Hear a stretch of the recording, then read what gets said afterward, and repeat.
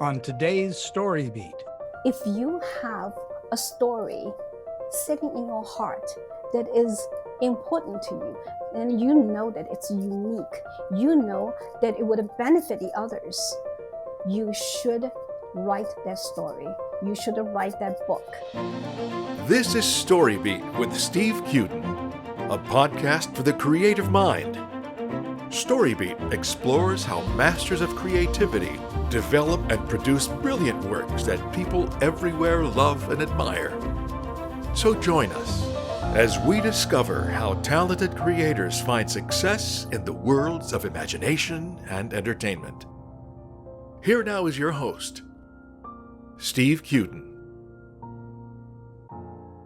Thanks for joining us on StoryBeat. We're coming to you from the Steel City, Pittsburgh, Pennsylvania.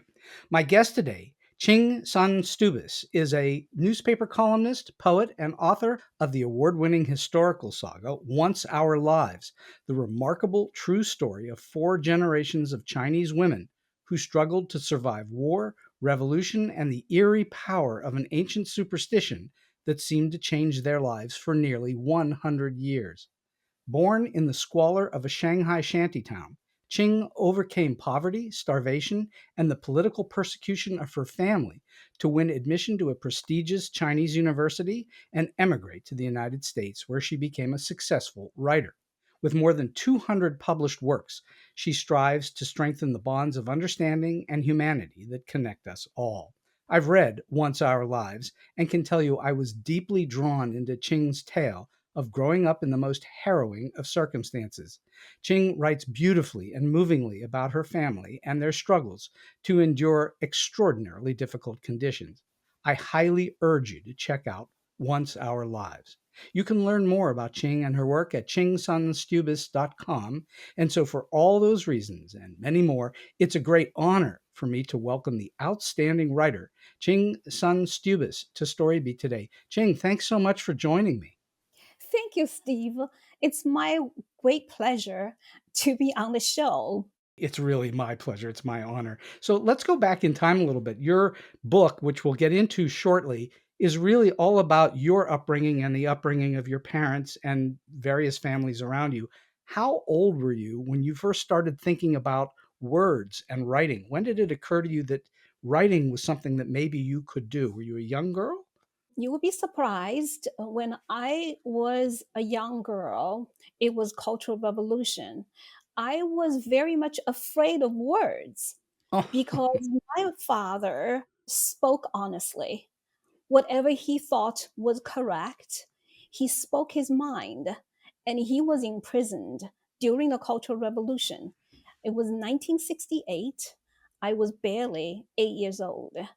And I was afraid of words. So when I was in school writing essays, writing anything, I tried to copy Mao's quotations, Karl Marx's sayings, because I figured if I would copy those words, I could not be wrong.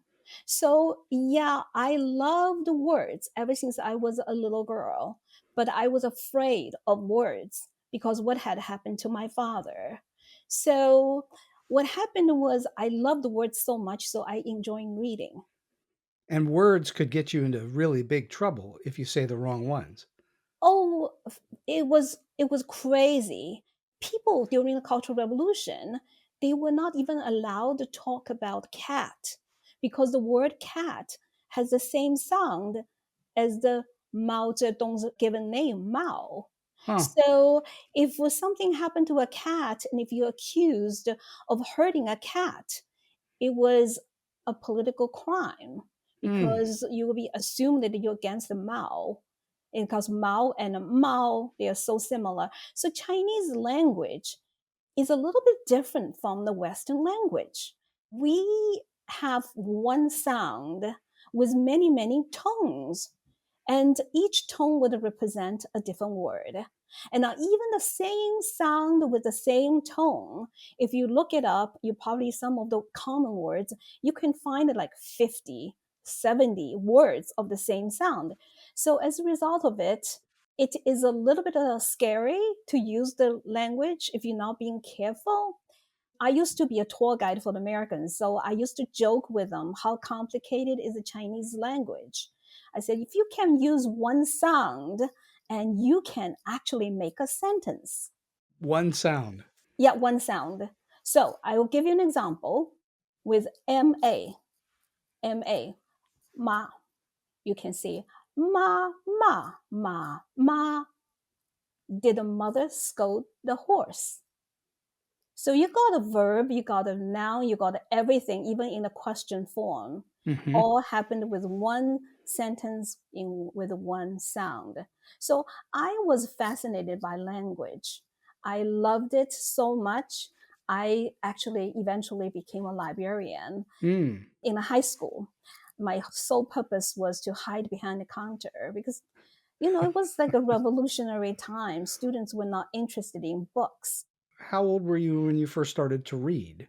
My mother taught us early. I had an older sister who is 2 years older than me. So my mother was preparing my older sister for school at the time. So she would be like 6 and I would be 4. And she forced me to sit with my older sister. She thought, teaching one kid or 2 kids, it's the same process. So why don't I pull her in as well? I hated it because I was not ready. I used to drop pencils and drop things, just had an excuse to pick things up so I didn't have to look at the words and have to write something. So it took me a while, but when my older sister came back with like 100, the Chinese didn't have ABC as the marking system. We had like 100 to 0. So she would get 100 and my mother would be so proud of her. And I said to myself, I want to get 100. I wanted my mother to be proud of me. So we also had we had so little growing up. There was no television. There was not even a radio that much because our radio was so broken. Some people put a bunch of little tubes and things around together and putting in a very crudely made wooden box for my father because my father wanted to give my mother radio because my mother loved the radio. And she grew up with a radio. So anyway, but sometimes she didn't have the money to buy batteries. Sometimes she put the batteries in and the radio wouldn't work. She literally had to spank the radio really hard. Sometimes she got so angry, she hit it so hard and then suddenly the radio would turn on. So we had no entertainment. So the only entertainment was reading books, but we were poor. So how would you get those books then? She would save her money, pennies. There was nothing to be wasted. So if you eat a watermelon, you save the watermelon seeds. We didn't have any watermelon, seedless watermelon like here. I mean, you can so lazy just keep on eating watermelon and there's no seed. The watermelon was filled with seeds. Mm. So she would give each person a little cup and you spit the seeds into the cup and you eat the watermelon. And when the watermelon is consumed, she would wash the watermelon seeds and dry them. So in the wintertime, she could toast the watermelon seeds. Sometimes she would even flavor them with little sugar, salt, whatever. And we would suck the flavor and then we try to crack the seeds, even though there's almost nothing in it. But it was a wintertime entertainment. And, the watermelon rind, you cut the part with teeth marks and you cut the thin, dark green, hard exterior part. And the one thing in the middle, she would chop them into pieces and she would put salt and marinate them and eventually string them with a needle and leave them outside to be dried.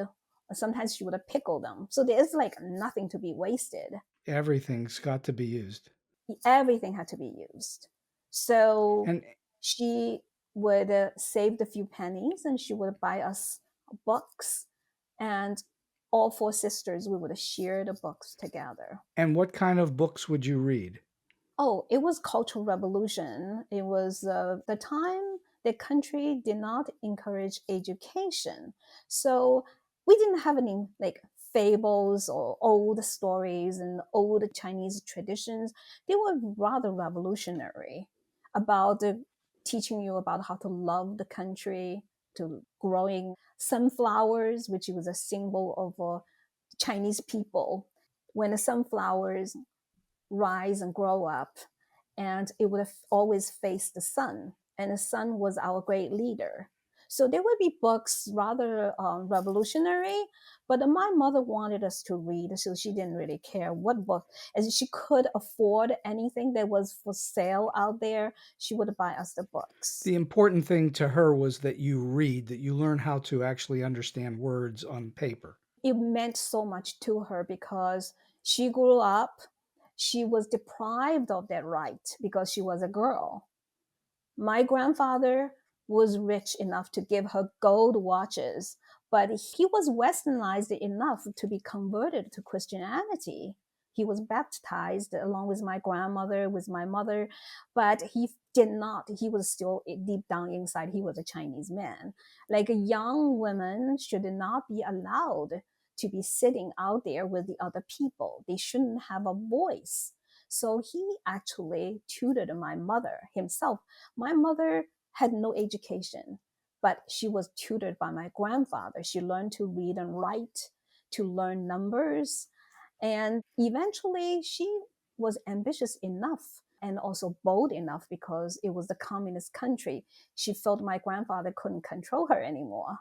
So she went out, she became a teacher to teach those people who couldn't read. And she also then got into the entertainment business. She performed on the stage, Mm-hmm. the plays.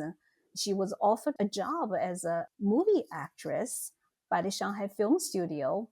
And of course, my grandmother suffered a third stage TB.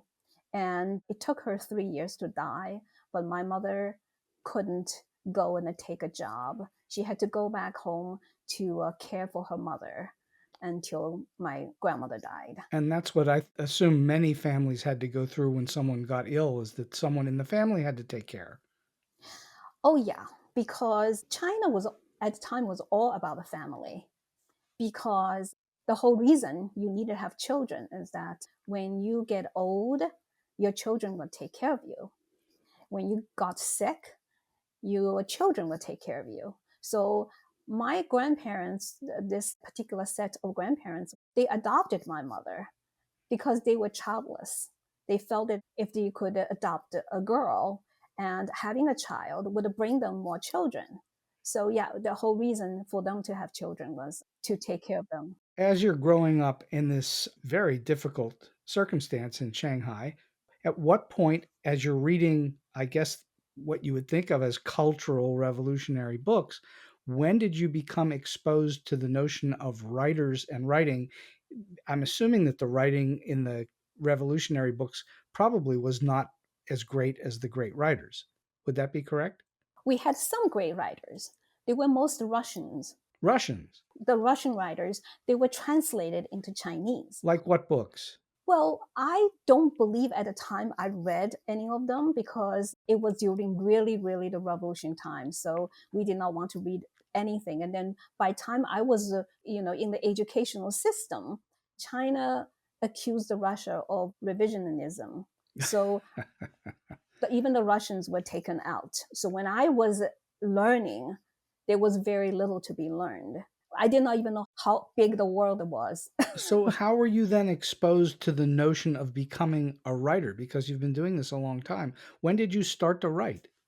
You will be so surprised. I did not start to write until about some 20 years ago. So I was in my 40s when I started to write. Wow. But I was, because the reason that I loved reading, eventually I started to learn English. And I was very fortunate enough when I was in high school, I had self-volunteered a set of grandparents. They wanted to be my grandparents. And husband was a professor of English. So he was very popular at the time because China was opening up and it was 1976. So the government at the time was under Deng Xiaoping. Mao died in 1975. Right. So Deng Xiaoping encouraged intellectuality.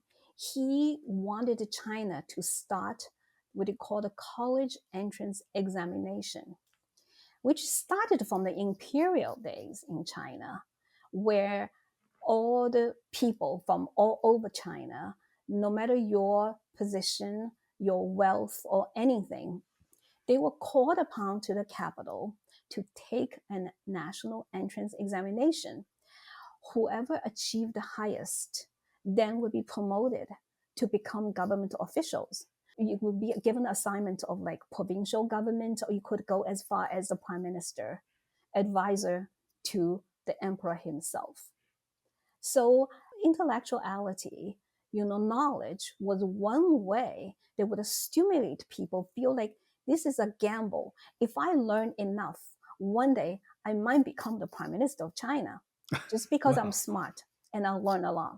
Sure. Would a woman be allowed to become prime minister? No, maybe Just you have to have be a to man. pretend to be a man at that time. There are stories, that it's made into a Disney movie called Mulan. Yes, Yeah, Mulan. she had to pretend to be a man. There are things Sure. like that. So Deng Xiaoping restarted it.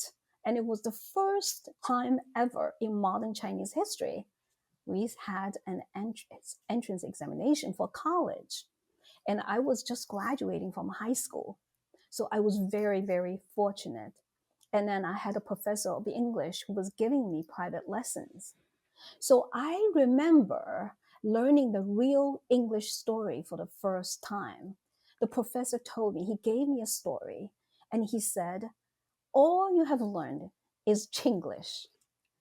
It's Chinese English. It's Yeah. translation. Now, here is a real story. And it was Aesop's fable. I know Aesop's fables quite well. That's actually a really good place to start because there's so many morals in there. Yeah, I was so proud of myself. I'm like, oh, this is a real English. And then what happened was I got into the second best language institute in China called the Shanghai Institute of Foreign Languages. So I really became a student of English, and specifically more 19th century English literature. So I Wow. studied Elizabethan English. I studied actually all the way to Chaucer, Spencer, Milton, Shakespeare, learned sonnets and Pride and Prejudice, whatever you call Jane Eyre. I read a lot of books because I loved them, of human bondage, Jack London, In English, not in all in translation. original English. It was a big struggle. What was the biggest challenge you had in learning? Oh Lord, everything.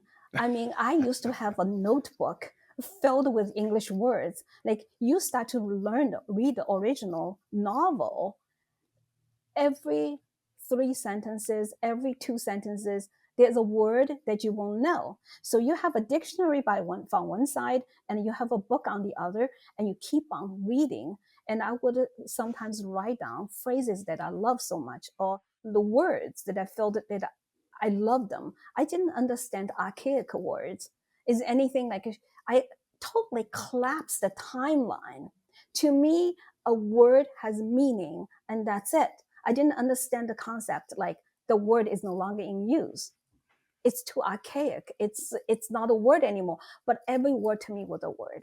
Well, many books that are written in the 19th century in English, modern Americans don't understand a lot of the words in there as well. I loved it. So 4 years, they transformed us, those students, from the like for me, the only thing I knew that was real English was an Aesop fable. To when I graduated, I translated a short story by Thomas Bailey Aldrich. I picked that particular story, and he was the editor-in-chief Atlantic Monthly. And I also wrote about why the story was special to me and the historical backdrop of the period that he was living in, whatever. I did all those things. And when I graduated, and by then I read so much. I mean, I loved the Louisa May Alcott. I loved the Bronte sisters. I mean, there's so many of my favorites. And I would just sit we had a little movie house, and it's always showing some foreign movies to train our ears. I will be sitting like watching through the whole Gone with the Wind, the entire movie. And I do not know how many times I sat there just watching the movie. And I'm like, oh my gosh, I even could sympathize, with like a Scarlett because she was tearing the curtains and making herself an outfit, and how resourceful we lived through a cultural revolution, and every little bit had to be used. There was no waste. And how we, like a piece of fabric, if you make a jacket out of it, the little pieces, you still manage to make like underwears and whatever little things you can make out of it. So a great phrase is necessity is the mother of invention, which is that you had nothing to work with, but you had a little enough and you could figure out how to make something out of almost nothing. Is that what you're saying? Yes. And so you had to be very creative, didn't you? Probably I never thought about like that. These days, like children have jigsaw puzzles, right? You Yes. for I was growing up, the jigsaw puzzle was my mother how to try to fit in as many things on a fabric so that almost nothing could be wasted. And that's the challenge. If you have a something bigger you're making, and then you try to make something even smaller in between the bigger pieces, and to fit everything into things. Did you know when you were going through that you really had very little? Did you have anything to compare to and go, wow, those people have a lot and we have very little? Or did you not really understand it till later in life? Well, I lived in an area, interestingly, from the age of four, around 4 and 5. We moved out of the shanty town. Now, before that, I had a little memory of everything, but I knew that we had really nothing. My father made a little upside down wooden box, and it was really whatever the ground was, the soil was the ground in our house. And it was a piece of tin metal on the top, and you could hear the roof, the rain falling. It was like symphony going on, and with the quacking of the thunder. It was pretty scary growing up. But and we ended up in a little tiny house because Shantytown was being torn down, and the government said it was not a healthy place to live. They suddenly realized that, like, hundreds of families living in one place with a communal water tab area where people washed and did everything together. Chickens and the roosters and the ducks were running around with the children, and just random things, weeds growing. There was not really any grass or lawn or anything. So we had three little tiny children. My youngest sister wasn't born yet. So they thought that it was not humane. We had no place to go to. My parents with three tiny little children. So they said that this little tiny house, if you guys want it, you could have it. And the tiny little house, they were using it for storing material.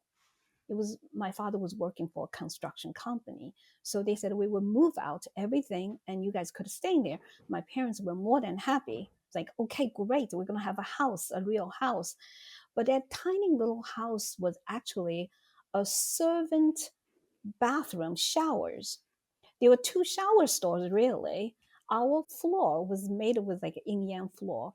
One half of it was mosaic, the other half was concrete. Hmm. And it was learned later the concrete side was for men's shower. The mosaic part with tiles up to halfway, that was for the women's shower. So, and there was a toilet inside. And so we were very happy. We finally had our own home. But it was the most prestigious living quarter in Shanghai. In the old French Quarter, the place was called Jubilee Court. Jubilee Court was built by Chiang Kai-shek's brother-in-law. It was one of the Song sisters married to him named Kong Chang-shi. He built the houses there. And when we moved there, in the tall building up there, they were the ex-mayor of Shanghai. They were surgeons, army, like top army surgeons. They were famous movie stars. They were famous painters. Everybody had a social position. Now, you imagine in the 1960s, China didn't have any cars. You could imagine everybody had a bicycle. You're lucky to have a Bicycles. bicycle, Sure. right? Right. We had cars parked in the lane all the time Mm. with chauffeurs in white gloves because these were the highest people. So you went from extreme poverty into something that was a little more elevated then. More elevated, not for us really. We were looked down upon because we were the people living in the shower stores, right? We were living, everybody living in apartment buildings or the villas. They're all Spanish styles. And then there's this tiny little shower house, looks like a dollhouse. And our family moved into it with 4 girls and my parents. So all my classmates, they had a shining patent shoes, brand new blue pants, army jackets, even though they dressed like everybody else during the Cultural Revolution, but they were very well dressed, while I was a rag doll because I had patches on my elbows, my Mm. big toes sticking out of my shoe. And my mother had 4 girls to attend, plus a husband. She had to make all shoes, all clothes by herself. And she had to feed all of us. She had to do everything. It's a one-woman job. So the other kids were looking down on you then. Oh, yeah, nobody wanted to play with us. So we luckily had each other. And we also had a bunch of chickens in our little yard. And we lived in this tiny little house with a front little tiny yard and back little tiny yard, and totally shut up by ourselves because we didn't have really technically any neighbors. We went from the shantytown where every person essentially was a huge family. You can never keep your door closed. The people all run in and out of each other's houses, and you hand out your laundries, and laundry will be flying like colored flags. And suddenly we had nobody. We just were encircled. We were imprisoned in this little tiny apartment. So much of what Ching is talking about right now is in the book, is in Once Our Lives. It's really quite fascinating and very difficult to understand how you survived all this. What led you to decide to write the story now about your family? Well, I was a person who always wanted to look forward and never to look back. If I Mm-hmm. had to look back, I don't think I could have survived because I was constantly dwelling on something that can never be resolved. I think that a lot of us, we tend to be sinking in our own problems. And because our mind is always preoccupied with all our problems, we don't have the energy to look forward, to go forward. So for me, I could not just stay where I am. My mind was always forward, what to do, what to write, what to read, how to go forward. Even as a young girl, you were always looking to go forward? Yes, I wanted to grow up. I wanted to grow up so badly, seeing my mother was going through, my father was imprisoned, and they cut off my father's wage, and how we had no money. And I wanted to grow up so badly because I wanted to be able to earn money to help my parents. I wanted to grow up to protect my parents. And so, yeah, I was always looking forward to do things, to do better, to grow bigger. So, in that regards, I never really looked backwards. Even after I came to America, I was in the grad school. I landed straight in the grad school studying communications. And I was analyzing Ronald Reagan and Dukakis political campaign. Imagine Uh-huh. a Chinese woman who had never been in America. And my department told me no foreigner had ever succeeded in this program.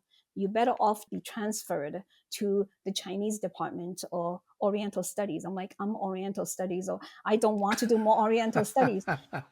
It was hard because I was analyzing American family dynamics, studying political coercion in political power play, deterrence, everything. The corporations, we had organization communications, analyzing like at the time Tucson Electric Power Company about their team building abilities and whatnot. But I am a fast learner and I wanted to do something. I will not quit. So I was going forward. I get my degree, I get a job, I got married, I had children.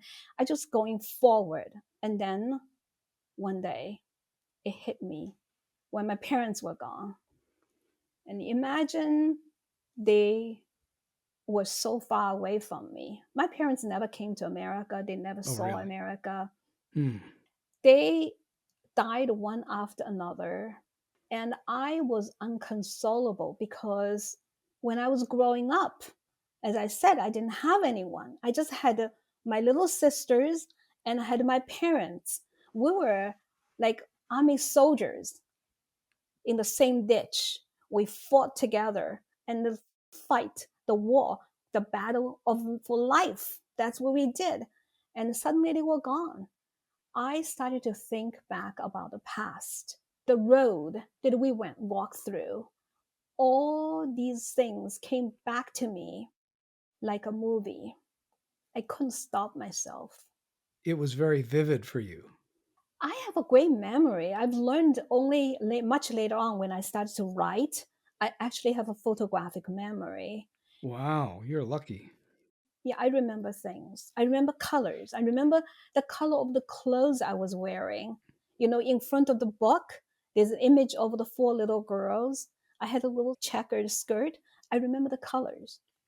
I remember the top did not coordinate at all because the top was orange, like a creamsicle color. And the Right? little skirt was white, red, and black checkers. We didn't think about the color coordination. We're just happy to have clothes. But luckily, it's a black and white photo. Nobody can see anything. This part of it fascinates me because you obviously didn't keep notes or do journals or diary or anything like that as you were growing up. So you had to rely a lot to write this book on your memory. And you believe you have a photographic memory. That's amazing. Yeah, you know, I grew up, I was afraid of words. The last thing I wanted to do is write my diary Right. because it's dangerous. My mother said your words have to be kept inside you. Sure. You can think about it, you can talk about it only within those four walls where we are. When you go outside, you don't say things. So when you went to write the book, did you then go do further research beyond your memory, or is it strictly out of your memory? It took me 20 years, imagine. It Oh, was wow. not just a memory. It was very, as if imagine using a knife digging into your chest, because a lot of the stories were painful, very, very painful. The reason I would know about my family for generation of 100 years was because my mother, being a theater person, she had a great memory because she had to remember all the lines on the stage. So she used to tell us stories. You know, at 5 o'clock in the summer, imagine the lights were off because we couldn't afford the electricity. In the wintertime, sometimes 4 o'clock. So what did we do? We lie in bed, listen to my mother talk about the past, about my grandparents, about her life growing up. So I've heard a lot of the stories about my mother, about how she met my father, about why they left Shanghai to go such a far away place. It's on the old Silk Road. That's the place where camels used to be. It's a desert. And yet she gave me all those stories throughout the years. I spent 29 years in China. I heard those stories so many, many times. And now, as I grew up, the stories, of course, were enriched according to my age because certain things when I was little, she would not want to tell me. But as I grew older, I felt there were more fillers that I learned about her life and my father, how they ended up finally got married and all those things. And what happened was you listen to it so many, many times. I felt I was, my mind was sculpting her stories Mm. by literally all different versions mingled into one. So I had so many, many stories in my head given by my mother throughout the years. And then after, of course, my father was imprisoned, I was old enough, even though I was only 7.5, close to 8. I remembered everything vividly. I was cursed with a memory. Many people told me so, because the good stories, they're great. When it's not good stories, people do not want you to repeat them. And yet I can never forget them. They have been imprinted in my head. So there's so many stories came out. Now, I still didn't think I could be a writer. I never written much of anything. And I felt that in my life, all these great writers, I've read their stories, they were my heroes and heroines. I never would imagine that I could be one day like them, to do the writings, like Charles Dickens. I'm like, oh my gosh, you know, it's just everything was so good to me that I'd never fancied that I would become a writer. But those stories won't go away. And I really suddenly realized at the time that my children should know those stories. They are Americans growing up here. They will never understand how life would be if it's in a different circumstance. And I thought about Anne's Diary. I thought about the story of my life by Helen Keller. And I was motivated. I felt that there are a lot of people that they write because they are pressured by circumstance. They're not born writers. And the stories themselves should be kept. So in order to keep the story, you have to turn yourself into a writer. So I had these little notebooks, and I keep little notebooks in my purse wherever I went, with my children doing ballet classes, clarinet lessons, things like that, tennis lessons. I would have a pen and then write on the notebooks about the stories of our lives. Gradually, I accumulated a stack of those notebooks. They were very crude stories, but they were the brickstones to build the building of a book. Well, you needed to start somewhere, and that's where you started. And I think the listeners should really pay attention to what Ching is talking about. She carried with her a pad and a pen. You could do it other ways, obviously. You could do it talk into your phone if you wanted to. But it's really important that you carry something with you to record these ideas. You should. Even if you wake up like 3 in the morning, you had a great idea. I can promise you, you can fall back to sleep. And when you wake up again, you will never remember what you thought. Like, That's absolutely right. yeah, that was a great idea. Why didn't I write it down? But you can't capture it. So, it's important because those were the foundation of my book. I then try to look at them, and then I try to use the computer when I had a chunk of time by myself, when I'm not somewhere doing things. I try to put those stories down, more kind of connected, more like a story. And eventually I accumulated a bunch of stories. Was there anyone left who you could talk to and interview from back then? Well, if you read my book, Once Our Lives, you would know that my father's family didn't have anything to do with us because we had 4 girls. My mother's family, because my mother was given away and then she refused to go back. And so they didn't have anything to do with us. So I had 5 aunts, one uncle from my father's side, and 4 aunts and 2 uncles from my mother's side, but I really didn't have any relatives. Were you able to talk to anyone from back in the day? Your sisters or anyone? Yeah, my sister's the only one. My older sister, who is 2 years older than me, we frequently speak together. She still lives in Shanghai, and she is legally blind. Mm.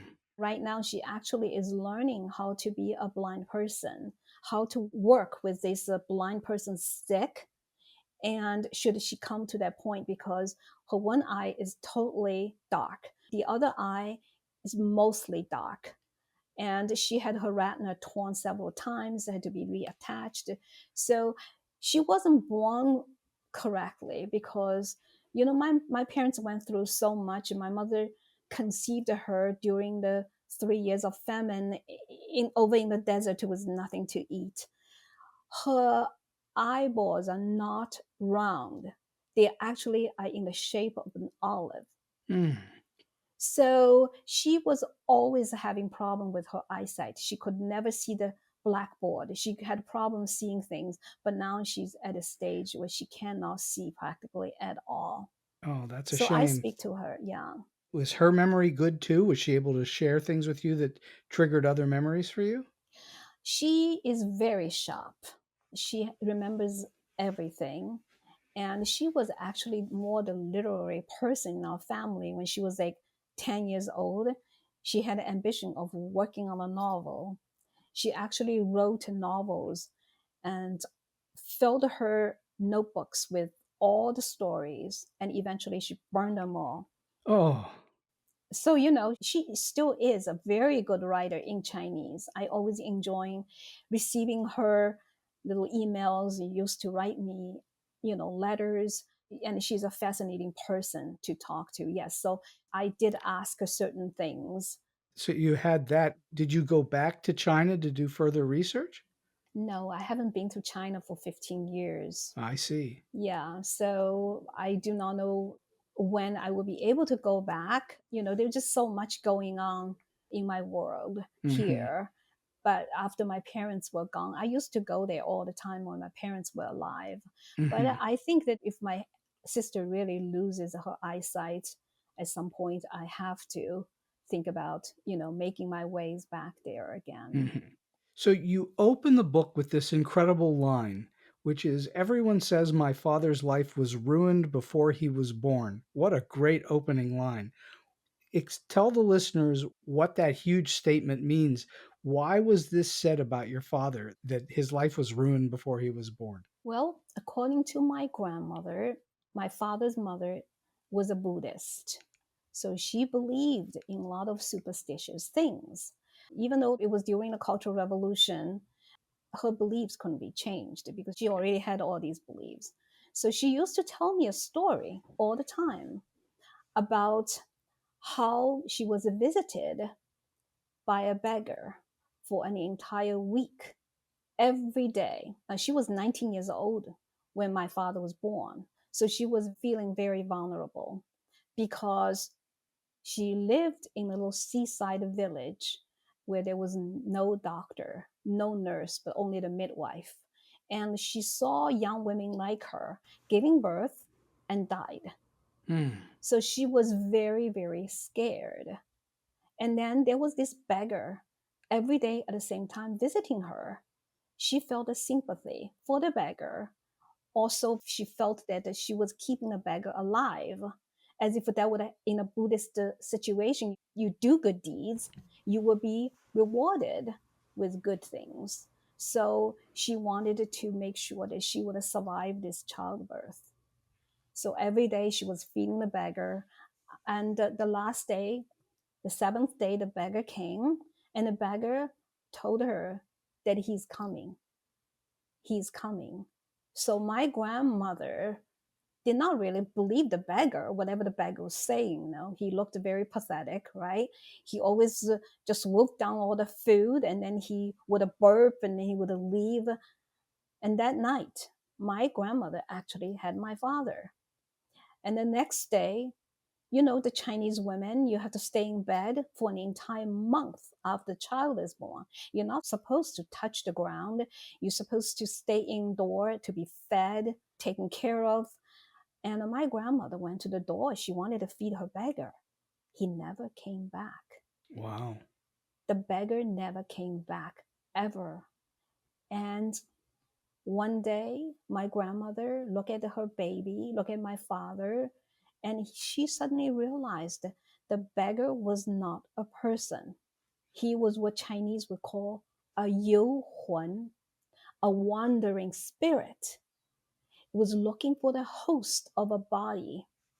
And she believed that that wandering spirit jumped into my father because he liked the fact that my grandmother was nice to him and he wanted to be born into that family.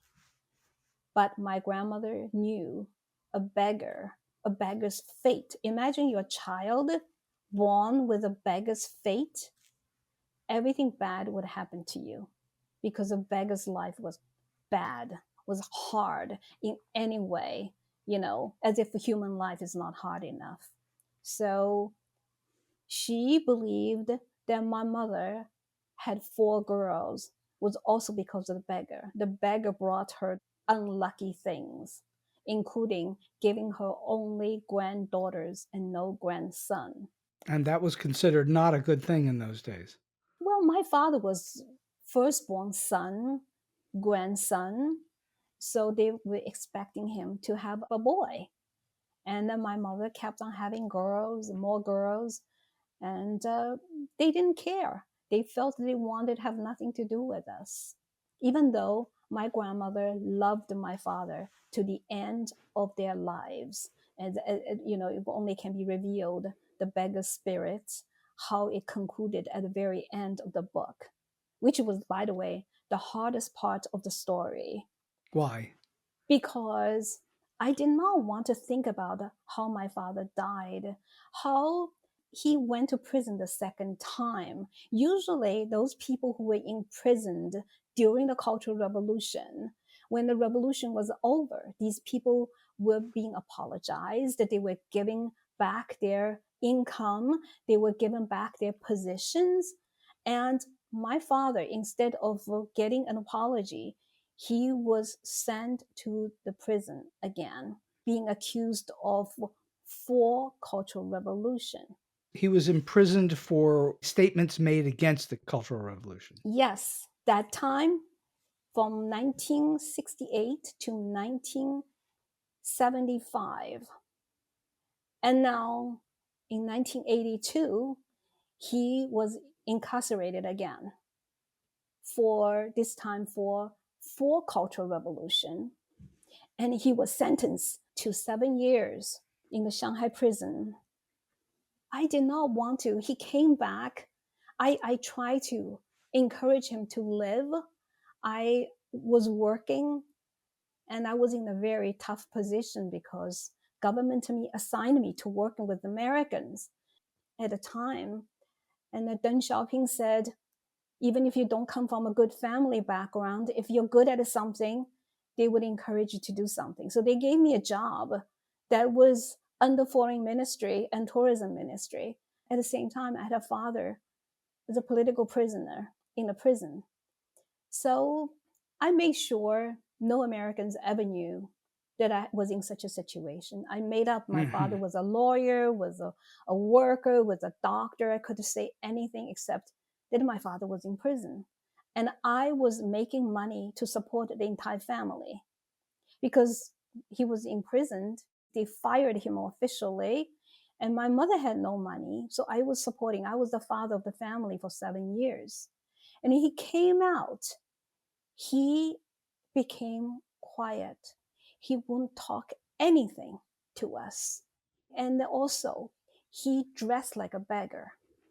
He had clothes full of holes, even though we bought him brand new clothes. The brand new clothes were all in a closet, stacked, never opened. He was wearing all the broken clothes. Why do you think that is? That made me write the book the way I did because I felt my grandmother's story, when I look back after my father was gone, was he really the beggar? But he was certainly the image of the beggar.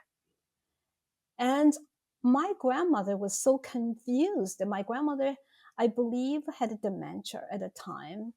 And she couldn't even understand where the beggar started, where my father ended. She couldn't even tell the difference.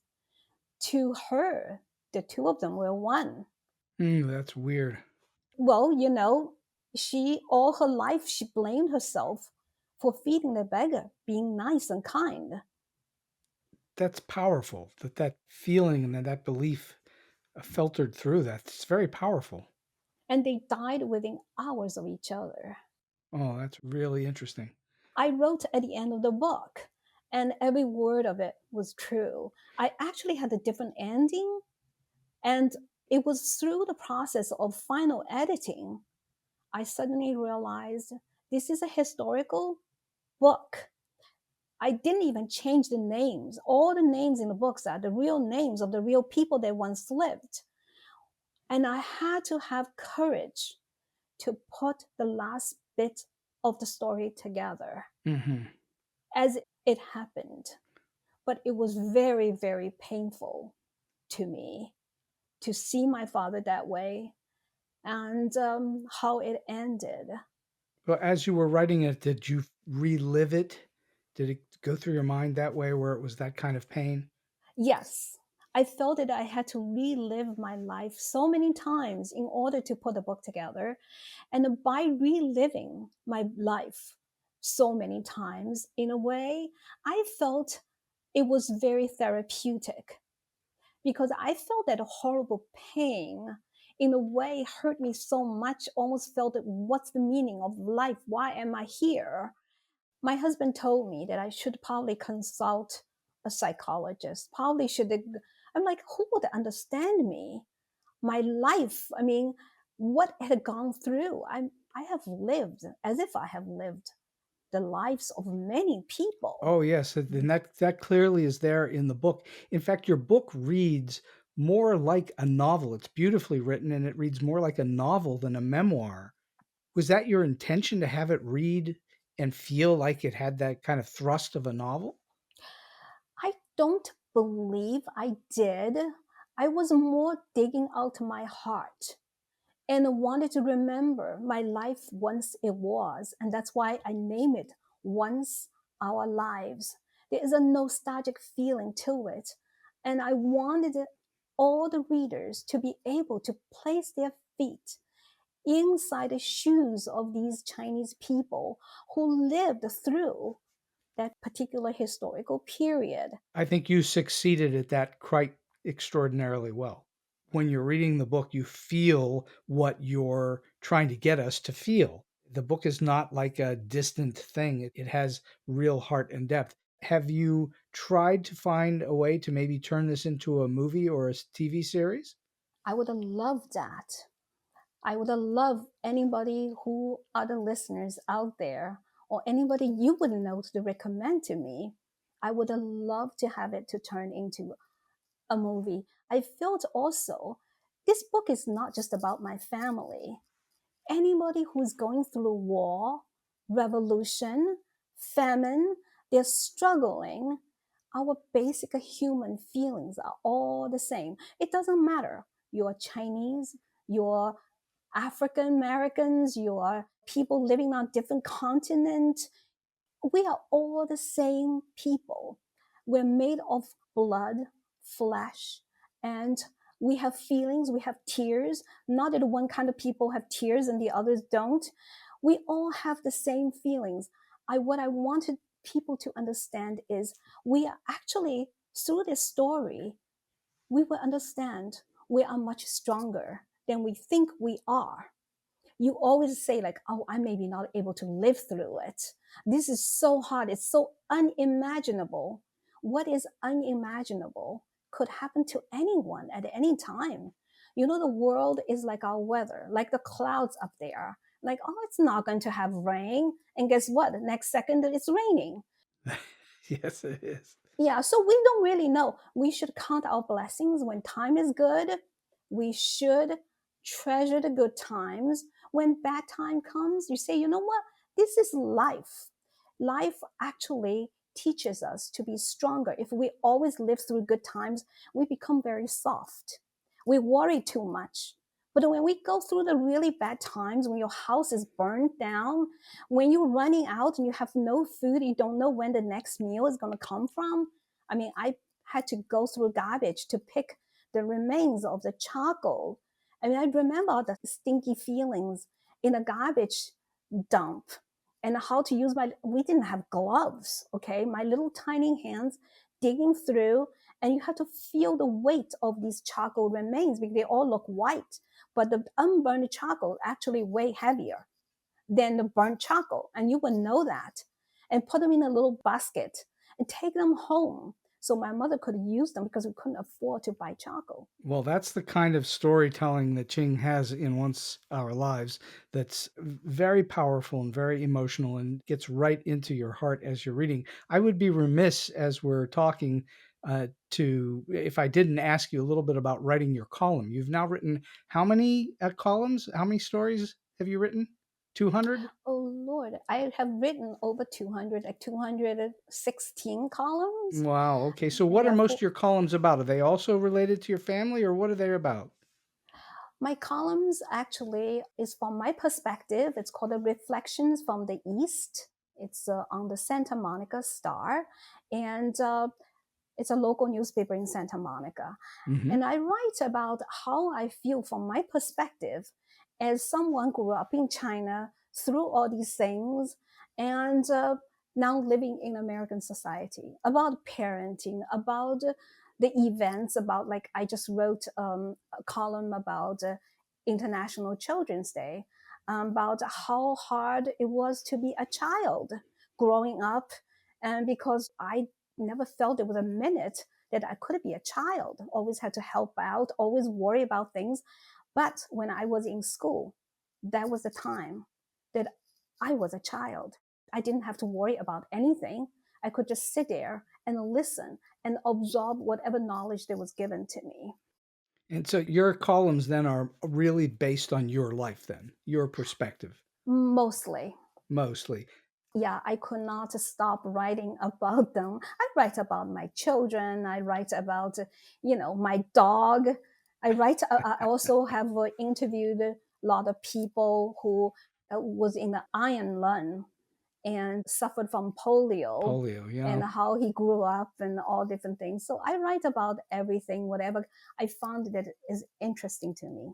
Well, I think folks should check that out because, as I say, you're a wonderful writer. And the fact that you are not a native English speaker is even more remarkable because the writing is quite well done. So I congratulate you on that.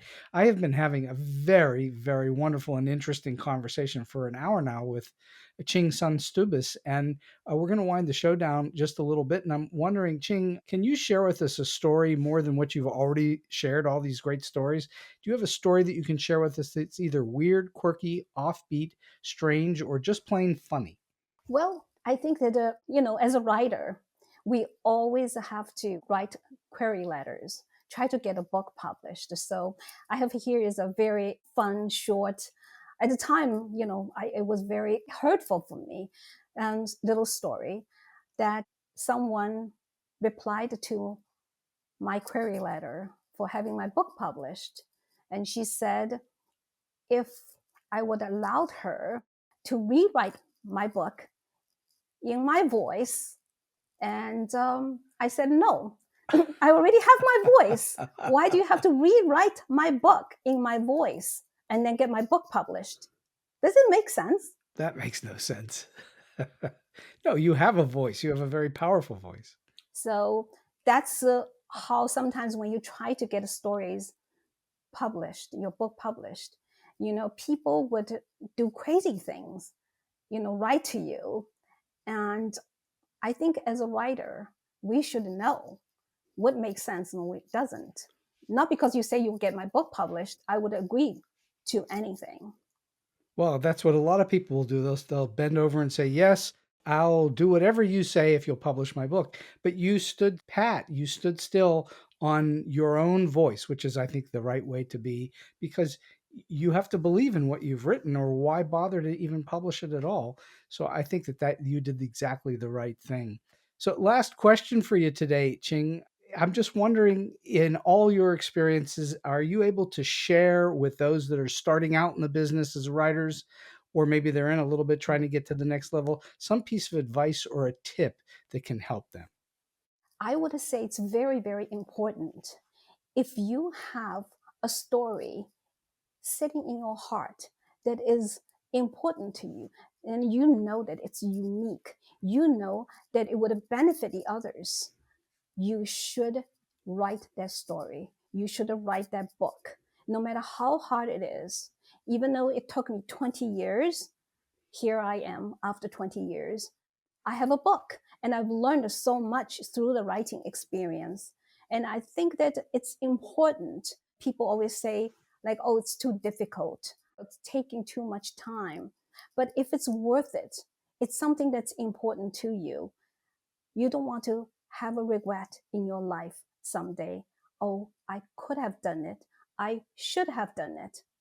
So pick up your pen and start it right now. I think that is absolutely wonderful advice. There is no substitute for being a writer other than writing. You must write. It's the only way. And I think that that is tremendously valuable advice. And I can't thank you enough for spending time with me today, Qing. Your wisdom and your energy are just fantastic. And those that are interested, once again, the book is called Once Our Lives.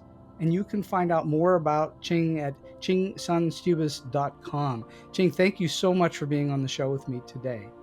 Thank you so much, Steve, for having me. And so we've come to the end of today's Story Beat. If you like this episode, won't you please take a moment to give us a comment, rating, or review on whatever app or platform you're listening to. Your support helps us bring more great Story Beat episodes to you. StoryBeat is available on all major podcast apps and platforms, including Apple Podcasts, YouTube, Spotify, iHeartRadio, TuneIn, and many others. Until next time, I'm Steve Cuden, and may all your stories be unforgettable.